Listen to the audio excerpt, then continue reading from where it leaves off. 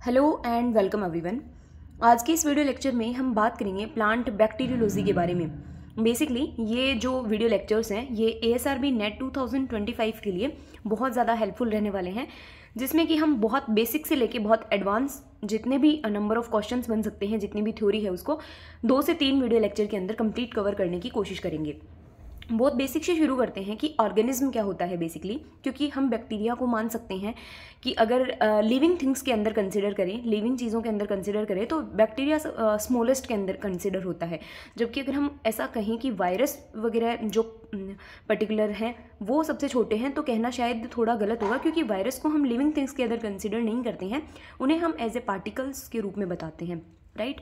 तो सबसे पहली बात कि ऑर्गेनिज्म क्या होंगे, तो वो थिंग्स जो कि सेल से या सेल्स से बनी होंगी, जिसे हम बाद में यूनिसेलुलर या मल्टीसेलुलर ऑर्गेनिज्म कह सकते हैं। ऑर्गेनिज्म अलग अलग बेसिस के ऊपर अलग अलग तरीके के हो सकते हैं, जैसे वो सेल नंबर के बेसिस पे यूनिसेलुलर या मल्टीसेलुलर, सेल साइज के बेसिस पे मैक्रो ऑर्गेनिज्म या micro organism. Micro organism basically हम उन्हें बोलते हैं जिन्हें की देखने के लिए माइक्रोस्कोप की रिक्वायरमेंट पड़ती है, जिन्हें नेक्ड आइज से देखना पॉसिबल नहीं है।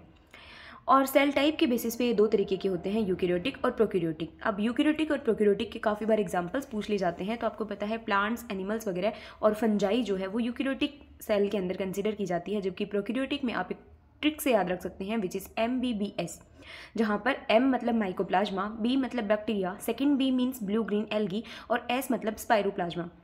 अब इसमें भी जो बैक्टीरियाज वगैरह हैं उनके पास में सेल वॉल होती है, जबकि स्पाइरोप्लाज्मा और जो फाइटोप्लाज्मा वगैरह होते हैं उनके पास में सेल वॉल नहीं होती है। आपने सुना होगा माइकोप्लाज्मा को हम एनिमल सेल के अंदर यूज़ करते हैं, टर्म को एनिमल किंगडम के अंदर यूज़ करते हैं, और माइकोप्लाज्मा को हम जॉकर ऑफ एनिमल किंगडम बोलते हैं। क्यों बोलते हैं? क्योंकि माइकोप्लाज्मा जो है वो बेसिकली उनमें सेल वॉल नहीं होती है। अब सेल वॉल जो है वो पर्टिकुलर किसी भी ऑर्गेनिज्म की बॉडी को शेप प्रोवाइड कराने का काम करती है। तो सेल वॉल नहीं होगी तो सेल मेम्ब्रेन जो है वो काफ़ी लचीली होती है, वो एक शेप से दूसरी शेप के अंदर कन्वर्ट होती रहती है। इसीलिए हम कहते हैं कि माइकोप्लाज्मा को एनिमल किंगडम के जोकर के रूप में जाना जाता है, राइट। अब हम बात करते हैं कि सेल क्या है बेसिकली। तो हमने बचपन से पढ़ा है कि सेल जो है वो स्ट्रक्चरल एंड फंक्शनल यूनिट है लाइफ की, और बिल्डिंग ब्लॉक्स ऑफ लाइफ के नाम से जाना जाता है, और ये मेम्ब्रेन बाउंडेड साइटोप्लाज्म होता है। यानी कि साइटोप्लाज्म जो कि पर्टिकुलर सेल मेम्ब्रेन से कवर्ड होगा उसे हम क्या बोलेंगे? सेल बोलेंगे। क्वेश्चन बनता है कि सेल की डिस्कवरी किसने की, तो यहाँ पर 2 तरीके के क्वेश्चंस आपको ध्यान रखने हैं। पहला, डेड सेल अगर पूछा जाए तो रॉबर्ट हुक ने की थी 1665 में। इसी के साथ आप 2-3 चीज़ें 1665 में और याद रख सकते हैं। रॉबर्ट हुक ने ही 1665 में एक बुक लिखी थी विच इज़ माइक्रोग्राफिया।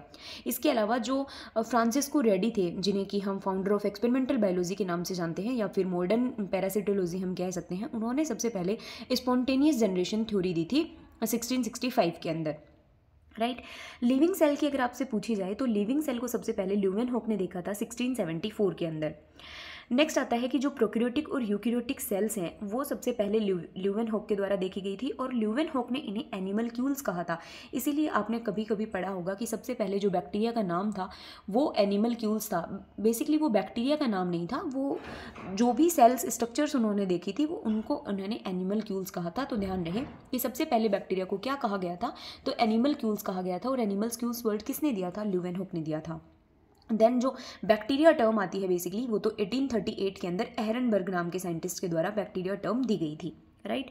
फिर आती है सेल थ्योरी। तो स्लाइडेन एंड स्वान ने 1839 के अंदर सेल थ्योरी प्रपोज की थी। इससे पहले तो जब फ्रांसिस रेडी ने स्पॉन्टेनियस थ्योरी दी थी, यानी कि जो सेल्स हैं, जो ऑर्गेनिज्म है वो अपने आप ही डेवलप हो जाता है, नॉन लिविंग थिंग से ही डेवलप हो जाता है। जबकि स्लाइडेन एंड स्वान ने जब सेल थ्योरी दी थी तो वहाँ पर बताया गया कि सेल्स का फॉर्मेशन जो है वो प्री एग्जिस्टिंग सेल से ही होता है। ऐसा नहीं कि किसी भी नॉन लिविंग मैटर से भी ओरिजिनेट हो जाएगी सेल। बेसिकली फर्स्ट जो स्मॉलेस्ट यूनिट है लाइफ की वो सेल है। सेल मिलके टिश्यू बनाते हैं, टिश्यूज मिलके ऑर्गन बनाते हैं, ऑर्गन मिलके सिस्टम, और देन पूरी बॉडी का फॉर्मेशन होता है। बेसिकली किसी भी कोई भी जो सेल होती है उसके अंदर 4 चीज़ें कंपलसरी हैं कि होंगी ही होंगी। उसके अलावा चीज़ें हो सकती हैं बट कंपलसरी नहीं है। वो क्या होंगी? एक तो सेल को सेल कहलाने के लिए सेल मेम्ब्रेन होगा, साइटोप्लाज्म होगा, न्यूक्लिक एसिड होगा और 70S राइबोसोम। ध्यान रहे, एक स्टेटमेंट बेस्ड क्वेश्चन आ सकता है कि क्या 70S राइबोसोम हर टाइप की सेल के अंदर प्रेजेंट रहता है? तो इसका राइट आंसर होगा कि हाँ, 70S राइबोसोम हर टाइप की सेल में प्रेजेंट होता है, जबकि 80S का कंपलसरी नहीं है, वो कहीं कहीं ही प्रेजेंट रहता है, राइट। नेक्स्ट आता है कि हम प्रोकैरियोट्स के अंदर जब 70S राइबोसोम की बात कर रहे हैं, आपको पता है 70S और 80S जो राइबोसोम हैं वो सेडिमेंट्री यूनिट से मिलके बने होते हैं। जैसे 70S जो है वो 50S और 30S से मिलके, तो जो राइबोसोम होता है उसको हम बेसिकली कह सकते हैं कि राइबोसोम प्रोटीन और आरएनए से मिलके बना होता है। और यहाँ से नेट टीआरएस में क्वेश्चन पूछा जाता है कि जब राइबोसोम प्रोटीन और आरएनए से मिलके बना होता है तो वहाँ पर आरएनए कितना % प्रेजेंट होता है, तो आरएनए लगभग 60% और प्रोटीन लगभग 40%। तो इसे हम रेशियो में कैलकुलेट करें तो हम कह सकते हैं कि 1:2 के फॉर्म में ये प्रेजेंट रह सकता है। जनरल बात करें, वायरस जो है वो न्यूक्लिक एसिड और प्रोटीन कोट से मिलकर बना होता है। वायरोइड की हम बात करें तो वहाँ पर सिर्फ न्यूक्लिक एसिड होता है, और न्यूक्लिक एसिड भी कौन सा होता है, सिर्फ आरएनए होता है वायरोइड्स के अंदर। एक आता है प्रियॉन्स, जिन्हें कि प्रूसिनर नाम के साइंटिस्ट ने दिया था। लास्ट जो नेट का एग्जाम हुआ था 2022 के अंदर, उसके अंदर पर्टिकुलरली क्वेश्चन पूछा गया था कि प्रायोन्स जो वर्ड है, जो टर्म है, वो किसके द्वारा दी गई थी, तो प्रूसिनर के द्वारा दी गई थी। और प्रायोन्स कुछ नहीं होते हैं, which is only PIP, which is proteinaceous infectious particle. देखो, सिर्फ न्यूक्लिक एसिड है तो वायरोइड, और सिर्फ प्रोटीन है तो उसे प्रायोन्स बोल दिया गया है। जबकि हम बात करें कि वायरस, वायरोइड और प्रायोन्स जो हैं वो कोई ऑर्गेनिज्म नहीं है, ये सिर्फ पार्टिकल के अंदर कंसिडर किए जाते हैं। इसके अलावा यहाँ पर एक क्वेश्चन पूछा जाता है कि जो 2 एम्पायर्स हैं, लाइक यूकैरियोटा और प्रोकैरियोटा, इनको किन के द्वारा क्रिएट किया गया था, तो चेटन नाम के साइंटिस्ट के द्वारा 1937 के अंदर इनको क्रिएट किया गया था। अब कुछ बेसिक से डिफरेंसेस यूकैरियोटिक और प्रोकैरियोटिक सेल के अंदर। देखो, यूकैरियोटिक सेल को यूकैरियोटिक सेल क्यों कहते हैं, इसके नेम में ही इनका इंडिकेशन छुपा है। देखो, यू का मतलब होता है ट्रू, कैरियोन का मतलब होता है न्यूक्लियस, यानी कि ऐसी सेल जिनमें कि ट्रू न्यूक्लियस प्रेजेंट है। और ट्रू न्यूक्लियस का यहाँ पर क्या मतलब है कि न्यूक्लियस जो है वो न्यूक्लियर मेम्ब्रेन से बाउंडेड है। जबकि प्रोकैरियोटिक में प्रो का मतलब होता है प्रिमिटिव और कैरियोन का मतलब होता है न्यूक्लियस, यानी कि यहाँ पर primitive type of nucleus present होता है। इट मीन्स कि जो न्यूक्लियस है वो न्यूक्लियर मेम्ब्रेन से कवर नहीं रहता है। इसके अलावा DNA यहाँ पर लीनियर होता है यूकैरियोटिक में, और इधर सर्कुलर होता है। बाकी सेल की साइज़ आपको ध्यान रखनी है। और दूसरी चीज़ कि ये सेल ग्रोथ कैसे करती है। जो बेसिकली यूकैरियोटिक सेल्स होती हैं उनमें माइटोसिस होता है, माइटोसिस डिवीजन होता है। जबकि जो प्रोकैरियोटिक सेल्स होती हैं, आपको पता है कि बैक्टीरिया कैसे डिवाइड करता है, बाइनरी फिजन के थ्रू डिवाइड करता है। इसके अलावा MBBS जो है वो आप प्रोकैरियोट के एग्जाम्पल के रूप में ध्यान रख सकते हैं। जबकि ये आपको पता होना चाहिए कि एल्गी, फंजाई और प्रोटोजोआ जो है वो पर्टिकुलरली यूकैरियोट्स के अंदर कंसिडर किए जाते हैं। अब जब हम बात कर ही रहे हैं प्रोकैरियोट्स की, तो प्रोकैरियोट्स भी 2 तरीके के हो सकते हैं, वॉल्ड यानी कि जिनमें सेल वॉल होगी, और वॉललेस यानी कि जिनमें सेल वॉल नहीं होगी। जिनमें सेल वॉल होगी उनके फर्दर एग्जांपल हैं लाइक बैक्टीरिया और BZA। जबकि जिनमें सेल वॉल नहीं होगी उनमें हम पढ़ते हैं मॉलिक्यूल्स। देखो, मॉलिक्यूल्स अगेन नेम से ही इंडिकेशन मिल रहा है कि मोली का मतलब होता है सॉफ्ट और क्यूट का मतलब स्किन, यानी कि ऐसे ऑर्गेनिज्म जिनकी सॉफ्ट स्किन होगी। और सॉफ्ट क्यों होगी, क्योंकि सेल वॉल नहीं है। अगर सेल वॉल होती तो वो उस चीज़ को हार्ड, रिजिड बना देती है। अब मॉलिक्यूल्स को 2 तरीके की कैटेगरीज में कैटेगराइज कर सकते हैं। ऐसे मॉलिक्यूल्स जो कि एनिमल्स में डिजीज कॉज करते हैं, जैसे कि PPLO की फुल फॉर्म पूछी जा सकती है, which is pleuro pneumonia like organism. और ऐसे जो कि डिजीज प्लांट्स के अंदर कोज करते हैं, तो इसके अंदर हम 2 तरीके के पढ़ते हैं, विच इज़ जिनको मीडिया के ऊपर ग्रो किया जा सके और जिनको मीडिया के ऊपर ग्रो नहीं किया जा सके। जिनको मीडिया के ऊपर ग्रो नहीं किया जा सकता उन्हें हम बोलते हैं बेसिकली फाइटोप्लाज्मा, और जिनको ग्रो किया जा सकता है उनको हम बोलते हैं स्पाइरोप्लाज्मा। ध्यान रहे, स्पाइरोप्लाज्मा को हम मीडिया के ऊपर ग्रो कर सकते हैं। और एक और इम्पॉर्टेंट क्वेश्चन पूछा जाता है कि जब हम स्पाइरोप्लाज्मा को मीडिया के ऊपर ग्रो करते हैं तो कैसे कलर की कॉलोनीज अपीयर्ड होती हैं, तो फ्राइड एग जो होता है उसके जैसी हमें कॉलोनीज देखने को मिलती हैं मीडिया के ऊपर। एग्जांपल्स याद रखना है स्पाइरोप्लाज्मा का, जैसे कॉर्न स्टंट डिजीज और citrus stub bond. Stub bond का बेसिक सा क्या मतलब होता है, यहाँ पे तो हमें पता लग रहा है कि मेज़ की जो ग्रोथ है वो नहीं हो पाएगी। स्टब बॉन्ड का मतलब होता है जिद्दी होना, है ना, मतलब बहुत जिद्दी टाइप ऑफ जो पर्सन्स होते हैं उनके हिसाब से यहाँ पर कि ये इतनी जिद्दी डिजीज़ है कि सिट्रस की को ग्रो नहीं होने दे रही है। और फाइटोप्लाज्मा के एग्जांपल्स आपको याद रखनी है, like LLB little leaf of brinjal, sesamum phyllody, sandal spike यानी कि चंदन की डिजीज़ है ये, और coconut root wilt disease.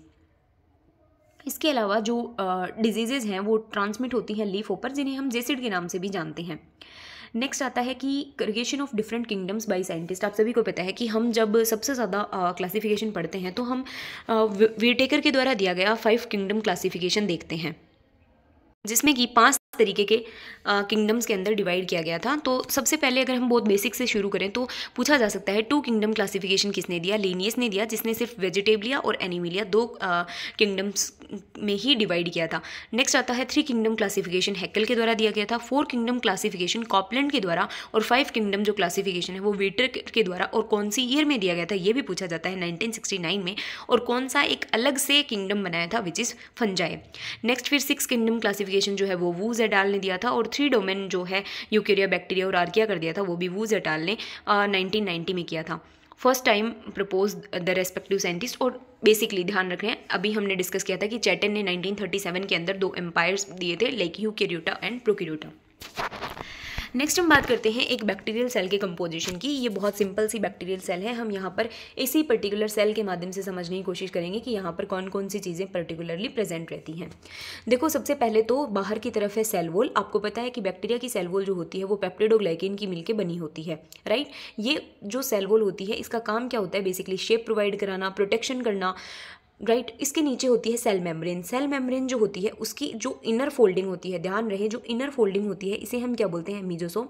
Mesosome के काम के बारे में क्वेश्चन पूछा जा सकता है, क्योंकि हम सिर्फ एक बात याद रखते हैं कि रेस्पिरेटरी ऑर्गन की तरह काम करता है, लेकिन मीजोसोम का सेल डिवीजन में भी, न्यूक्लियर डिवीजन के अंदर भी काफ़ी इंपॉर्टेंट रोल रहता है। नेक्स्ट आता है जो पर्टिकुलर फ्लैजिलम है, इससे क्वेश्चन पूछा जाएगा कि ये किसकी ग्रोथ, आउटर ग्रोथ होती है? तो सेल मेम्ब्रेन की फोल्डिंग होती है। ये नहीं है कि ये सेल वॉल से निकला है, it is originated from cell membrane. इसके अंदर 3 पर्टिकुलर, इसकी जो फ्लैजिलम की बॉडी है उसको हम 3 पार्ट्स के अंदर डिवाइड करते हैं, which is first basal body जो कि अटैच रहता है to the cell membrane, second hook and then filament, right. Ribosome की बात करें तो 70S राइबोसोम प्रेजेंट होते हैं, जिसमें हमने प्रोटीन और आरएनए का रेशियो पढ़ा था 40:60। इसके अलावा यहाँ पर प्लाज्मिड प्रेजेंट होता है। प्लाज्मिड आपको पता है, ये देखो, ये तो बैक्टीरियल सेल का क्या है? मेन क्रोमोजोम है, जबकि ये प्लाज्मिड जो है ये एक्स्ट्रा क्रोमोजोम है। इसकी स्पेशलिटी ये होती है कि सबसे पहले तो ये सर्कुलर होता है, दूसरा ये सेल्फ रेप्लिकेटिंग होता है, यानी कि ये रेप्लिकेशन में हेल्प करता है। इसीलिए हम कहते हैं कि प्लाज्मिड को हम बायोटेक्नोलॉजी के अंदर एज ए वेक्टर के रूप में, एज ए मल्टीप्लाइंग वेक्टर के रूप में हम इसे काम में लेते हैं। इसके अलावा यहाँ पर कुछ गैस वैक्यूल्स भी होती हैं, पाइलस या फिर हम कहते हैं कि पिलाई प्रेजेंट होती है। बेसिकली ग्राम नेगेटिव बैक्टीरियाज के अंदर पिलाई प्रेजेंट होती है, जो कि बहुत बार सेक्स फैक्टर का काम करती है, और जो जेनेटिक मटेरियल होता है उसको from 1 generation to 2nd generation move करवाने में मदद करती है। और जो F+ बैक्टीरियाज होते हैं उनके अंदर ही जो पिलाई है वो प्रेजेंट होती है। उसके अलावा फिम्ब्री, देखो फिम्ब्री का बेसिकली रिप्रोडक्शन में कोई रोल नहीं होता है। फिम्ब्री का बस जनरल होता है कि अटैचमेंट, किसी भी सरफेस से अटैच करवाने का काम करती है जो फिम्ब्री होती है, राइट। और जो पर्टिकुलरली न्यूक्लियोइड होता है, न्यूक्लियोइड क्यों बोलते हैं? क्योंकि जो न्यूक्लियस है वो न्यूक्लियर मेम्ब्रेन के द्वारा कवर्ड नहीं है, ऐसे ही पड़ा है साइटोप्लाज्म के अंदर, तो उसे, उसके जेनेटिक मटेरियल को हम क्या बोलते हैं? न्यूक्लियोइड बोलते हैं, राइट।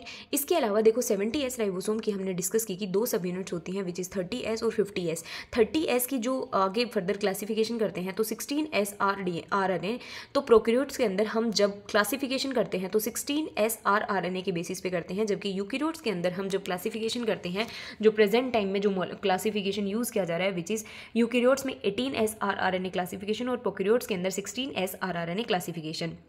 नेक्स्ट हम बात करते हैं कि एक टिपिकल बैक्टीरियल सेल के अंदर सबसे पहले हम सेल जो हमने इमेज के अंदर देखे थे उनके कुछ इंपॉर्टेंट चीज़ों को हम देख लेते हैं। लाइक सेल वॉल जो है वो सेल शेप को मेंटेन करती है और कोर्स फिल्टर की तरह काम करती है, डैमेज से प्रोटेक्ट करती है। फ्लेजिलम की बात करें तो यहाँ से क्वेश्चन पूछा जाता है। पहली बात तो फ्लेजिलम किससे मिलकर बना होता है? तो ये फ्लेजिलिन प्रोटीन से बना होता है। इसके अलावा फ्लेजिला जो होता है उसके अंदर रिंग्स प्रेजेंट होती हैं। जब हम फ्लेजिला की स्ट्रक्चर पढ़ेंगे तब भी इस बारे में बात करेंगे, बट इसकी रिंग से क्वेश्चन पूछा जाता है। अगर हम बात करें ग्राम पॉजिटिव बैक्टीरिया की तो इसमें 2 रिंग प्रेजेंट होती हैं, विच इज़ S और M, जबकि ग्राम नेगेटिव बैक्टीरियाज के अंदर 4 रिंग प्रेजेंट होती हैं, विच इज़ LPSM। यहाँ पर L जो है वो LPS पर्टिकुलरली जो सेल वॉल के बाहर एक एक्स्ट्रा लेयर प्रेजेंट होती है, एक आउटर मेम्ब्रेन प्रेजेंट होती है ग्राम नेगेटिव बैक्टीरियाज के अंदर, वहाँ पर जो रिंग प्रेजेंट होती है उसको हम बोलते हैं L, and then P ring, और SM जो है वो ग्राम पॉजिटिव वाले की तरह सेम है। तो क्वेश्चन पूछा जाता है ग्राम पॉजिटिव बैक्टीरियाज के अंदर कितनी रिंग्स प्रेजेंट होती हैं? तो 2 रिंग्स जिनका नाम है SM, और ग्राम नेगेटिव में 4 रिंग्स विच इज़ LPSM।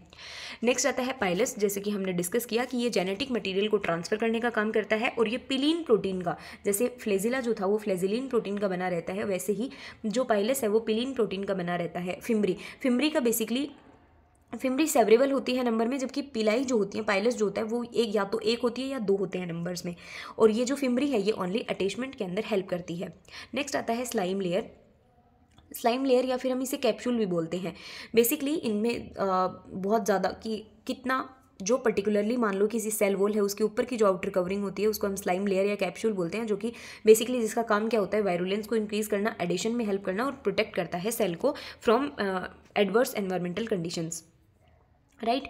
और जो सोर्स ऑफ एनर्जी के रूप में काम करता है वो कौन सा सब्सटेंस करता है, विच इज ग्लाइकोजन।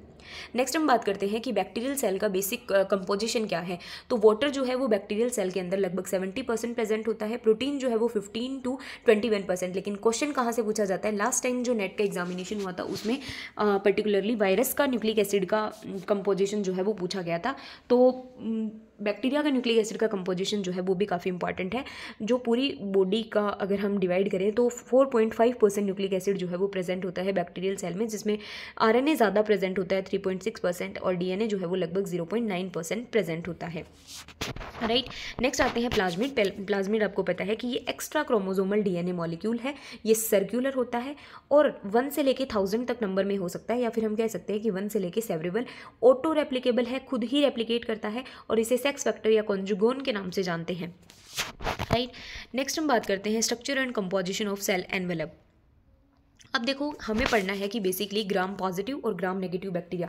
देखो सबसे पहले तो मैं यहाँ पर ये क्लियर कर दूँ कि बैक्टीरियाज को हम दो कैटेगरीज के अंदर क्यों पढ़ रहे हैं, which is gram positive and negative. तो देखो क्रिश्चियन ग्राम नाम के एक साइंटिस्ट थे जिन्होंने 1884 के अंदर एक बैक्टीरियल स्टेनिंग टेक्निक को डेवलप किया। बेसिकली इन्होंने क्या किया कि स्टेन लिए कलर करने वाले और उससे स्टेन किया, तो जिन बैक्टीरियाज का कलर कुछ पर्टिकुलरली पर्पल कलर का आ रहा था इसको उन्होंने ग्राम पॉजिटिव बैक्टीरिया दिया, जबकि पिंक कलर का या रेडिश कलर का आ रहा था उसे उन्होंने ग्राम नेगेटिव बैक्टीरिया। तो ग्राम पॉजिटिव और नेगेटिव बैक्टीरियाज जो होते हैं वो बेसिकली ग्राम स्टेनिंग के बेसिस के ऊपर उनको नाम दिया गया है।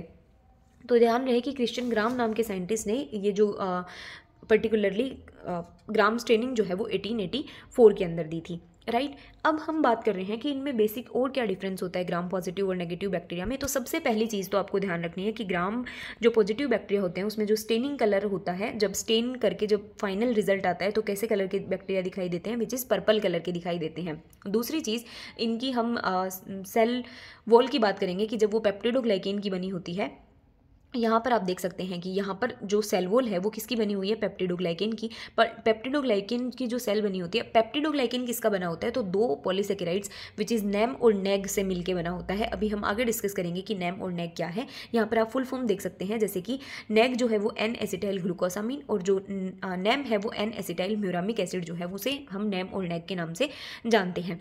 यहाँ पर देखने वाली बात यह है कि ग्राम पॉजिटिव बैक्टीरिया में आप बहुत ईजिली देख सकते हैं कि ये वाला जो पोर्शन है बेसिकली जिसे हम लिपोटिकोइक एसिड या फिर और इधर वाला जो पोर्शन है इसे हम टिकोइक एसिड बोल रहे हैं, ये प्रेजेंट होता है, जबकि ग्राम नेगेटिव बैक्टीरिया के अंदर ये प्रेजेंट नहीं रहता है। इंपॉर्टेंटली ध्यान रखना है कि ग्राम पॉजिटिव बैक्टीरिया के अंदर टिकोइक एसिड और लिपोटिकोइक एसिड जो है वो प्रेजेंट रहते हैं, जबकि ग्राम नेगेटिव में प्रेजेंट नहीं रहते हैं। ग्राम पॉजिटिव बैक्टीरिया जो है वो स्टेनिंग कलर कैसा प्रोवाइड कराते हैं, पर्पल कलर का, राइट। नेक्स्ट हम बात करते हैं ग्राम नेगेटिव बैक्टीरिया की। ग्राम नेगेटिव बैक्टीरिया में अगेन आप दो चीज़ें ध्यान रख सकते हैं, विच इज स्टेनिंग किससे होगी, स्टेनिंग के बाद में कलर ये कैसे दिखेंगे, तो पिंक कलर के दिखेंगे। यहाँ पर देख सकते हैं आपकी यहाँ पर कोई सेल वॉल से लेकर सेल मेम्ब्रेन तक टिकोइक एसिड या लिपोटिकोइक एसिड जो है वो प्रेजेंट नहीं है। तो फिर यहाँ पर एक्स्ट्रा क्या प्रेजेंट है, तो देखो ग्राम नेगेटिव बैक्टीरिया के अंदर यहाँ पर सेल वॉल के बाहर भी एक एक्स्ट्रा मेम्ब्रेन प्रेजेंट है, विच इज LPS, जिसे हम लिपोपोलीसेकेराइड लेयर बोलते हैं, और ये बेसिकली एक्स्ट्रा प्रोटेक्शन प्रोवाइड कराने का काम करती है, राइट। तो सबसे ज़्यादा इंपॉर्टेंट यही है। और दूसरी चीज़ कि यहाँ पर पेरिप्लाज्मिक स्पेस जो है वो प्रेजेंट रहता है।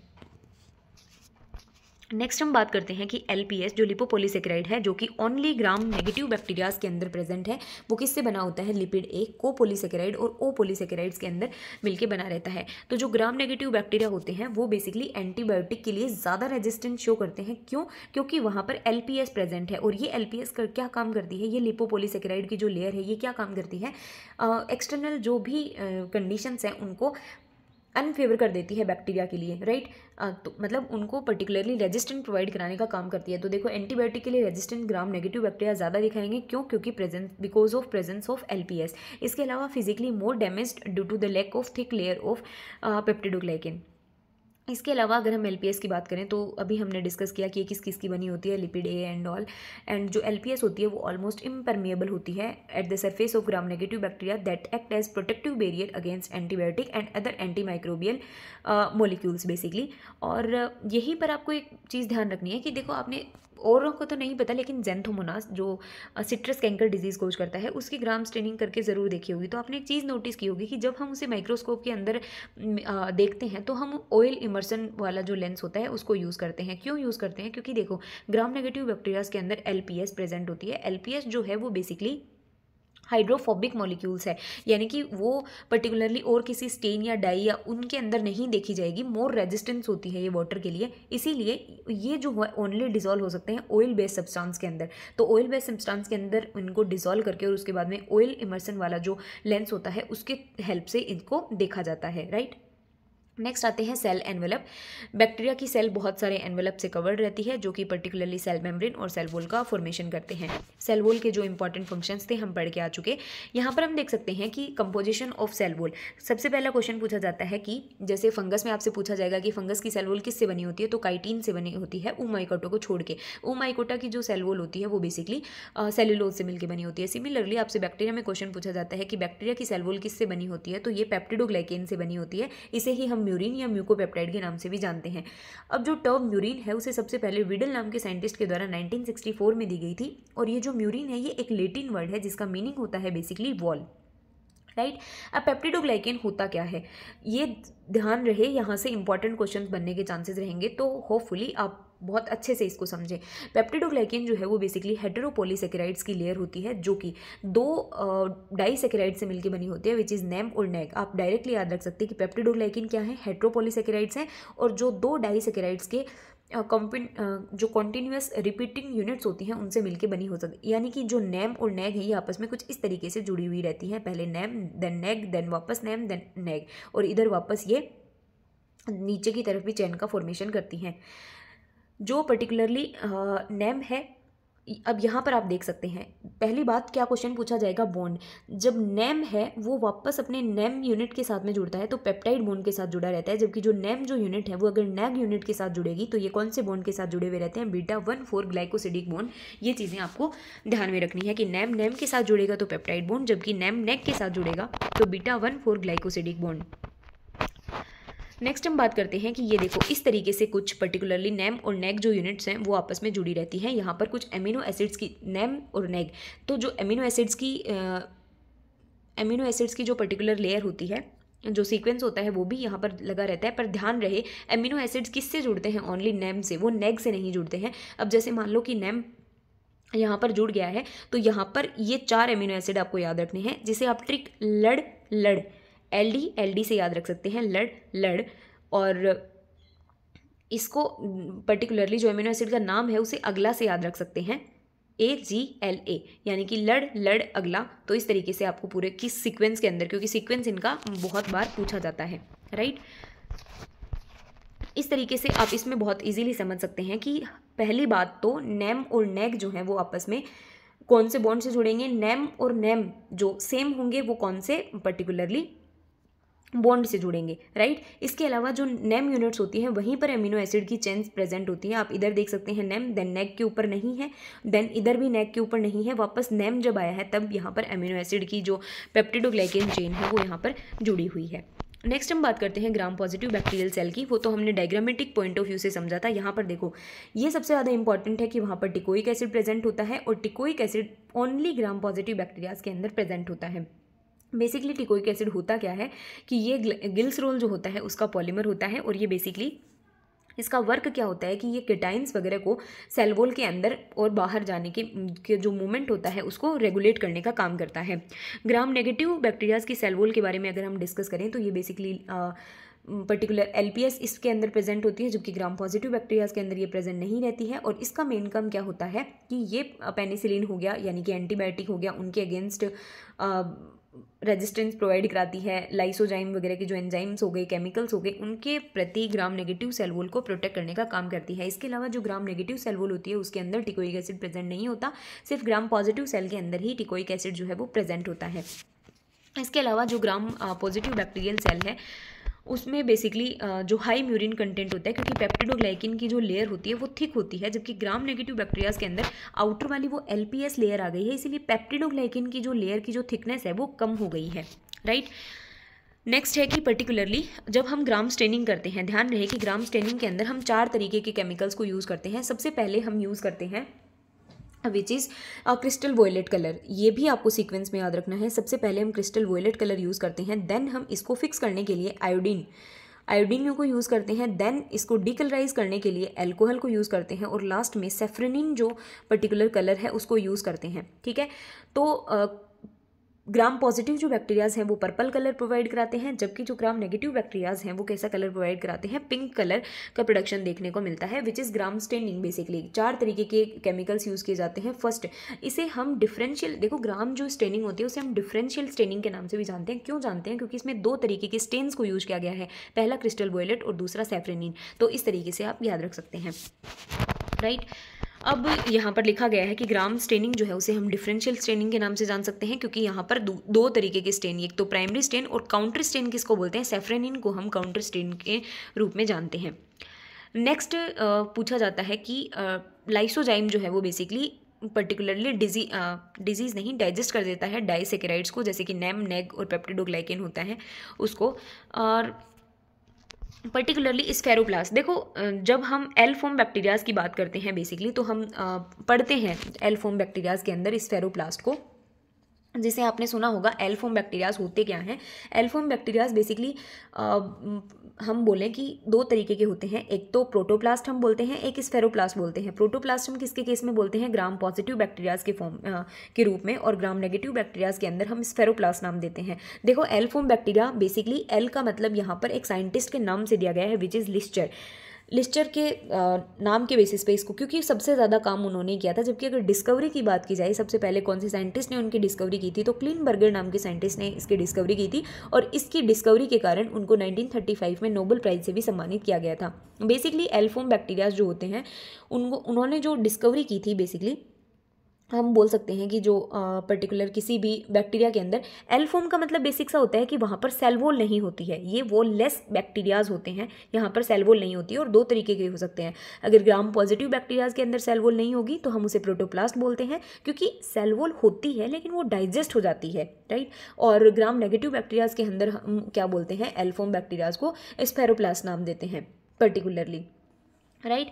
तो यहाँ पर एल्फॉर्म बैक्टीरियाज की हिस्ट्री के बारे में भी आपको ये इतनी पढ़नी है। और जो एल्फॉर्म बैक्टीरियाज होते हैं, अगेन चीज़ें आ गई ना कि ये प्लियोमॉर्फिक बॉडीज़ होती हैं, क्योंकि प्लियोमॉर्फिक बॉडीज़ हम किसको बोलते हैं जनरली? प्लियोमॉर्फिक हम उस चीज़ को जो अपनी शेप साइज़ में, प्लियोमॉर्फिक का मतलब हो गया बहुरूपिया, यानी कि वो जो अपनी शेप और साइज़ के अंदर चेंज कर सकती है। अब यहाँ पर सेल वॉल नहीं है क्योंकि वो डाइजेस्ट हो गई है, इस वजह से सेल वॉल नहीं है। और एल्फॉर्म बैक्टीरिया नाम क्यों पड़ा? एल साइंटिस्ट के नाम पर उनका नाम पड़ा है, which is Lister, right. Next आता है सेल मेम्ब्रेन या प्लाज्मा मेम्ब्रेन। तो सेल मेम्ब्रेन जो है वो बेसिकली सेमी परमेबल होती है, और जिसमें प्रोटीन जो है वो लगभग 60 to 70% प्रेजेंट होती है।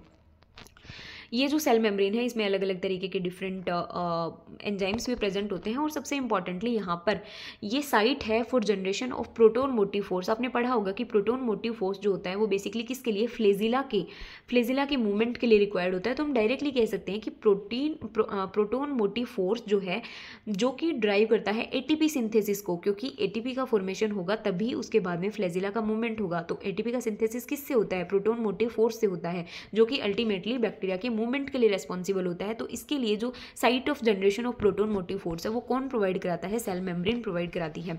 इसके अलावा जो साइटोप्लाज्मिक सॉल्यूशन होता है बैक्टीरियल सेल का, वो हाइपरटोनिक सॉल्यूशन होता है, विच मीन्स की सोल्यूट की concentration within the bacterial cell high होती है एनवायरनमेंट के कंपैरिजन में। सेल मेम्ब्रेन जो है वो लिविंग और नॉन लिविंग जो होती हैं उनके अंदर प्रेजेंट रहती है। और जो भी मतलब अगर सेल मेम्ब्रेन के अंदर जो भी मटेरियल प्रेजेंट है विच इज़ लिविंग, और उसके बाहर जो भी मटेरियल प्रेजेंट है विच इज़ नॉन लिविंग, हम सिंपली कह सकते हैं। इसके अलावा ये डिफरेंट मेटाबॉलिक रिएक्शंस में काम आने वाले एंजाइम्स के लिए एक वर्क स्पेस को प्रोवाइड कराने का काम करती है। इसके कुछ वीकनेसेस भी हैं और कुछ पर्टिकुलर बेनिफिट्स भी हैं। नेक्स्ट हम बात करते हैं साइटोप्लाज्म की। तो ये लिक्विड कंपोनेंट होता है, मोस्टली इसमें 70% वाटर प्रेजेंट होता है, 15 to 20% प्रोटीन प्रेजेंट होती है। राइबोसोम की बात करें तो जो 70S राइबोसोम होते हैं बेसिकली ये राइबोसोम क्लस्टर्स के अंदर अगर हुए तो हम इन्हें पॉलीसोम्स या पॉलीराइबोसोम के रूप में जानते हैं। लगभग एक सेल के अंदर पॉलीसोम्स जो होते हैं वो लगभग, पॉलीसोम मतलब हम क्या कह रहे हैं कि एक से ज़्यादा, मोर देन वन राइबोसोम अगर वहाँ पर प्रेजेंट रहते हैं तो हम क्या कहते हैं, उसको पॉलीसोम कहते हैं। तो पॉलीसोम के अंदर पर्टिकुलरली 3 से 70 राइबोसोम होंगे, according to the bacteria different different हो सकते हैं। तो यहाँ पर 70S राइबोसोम की जो सब यूनिट्स हैं which is 30S and 50S, 30S small सब यूनिट होती है और 50S लार्ज सब यूनिट होती है, दोनों मिलकर क्या करते हैं 70S राइबोसोम का फॉर्मेशन करते हैं, राइट। और यहाँ पर राइबोसोम के अंदर प्रोटीन और आरएनए का कंपोजिशन कितना होता है 40:60 विच इज़ 1:2। और आरएनए की जो स्मॉलर सब यूनिट होती है विच इज़ 16S आरएनए, उसको क्लासिफिकेशन के अंदर यूज़ किया जाता है। नेक्स्ट आते हैं मेसोसोम, जिसके बारे में हम नेक्स्ट वीडियो लेक्चर में बात करेंगे।